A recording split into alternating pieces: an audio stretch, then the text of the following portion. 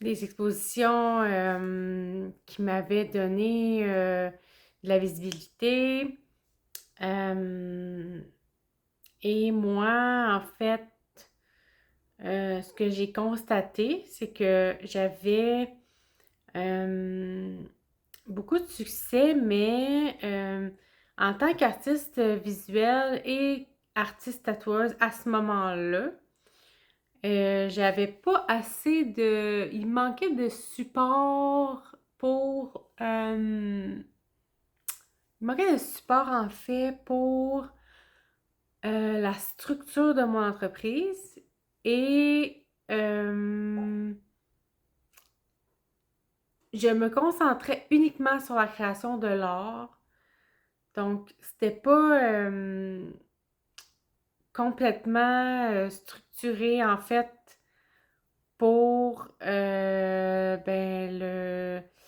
mise en place d'une structure d'entrepreneuriat, d'entreprise. J'avais mon entreprise, euh, en fait, j'avais mon entreprise enregistrée et j'étais une entreprise individuelle, évidemment, mais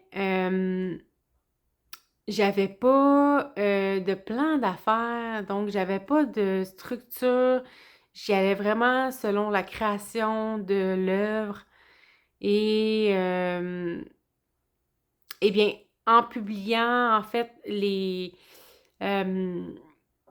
les œuvres là, sur les réseaux sociaux, eh bien moi, euh, ce qui est arrivé, c'est que le résultat était très populaire.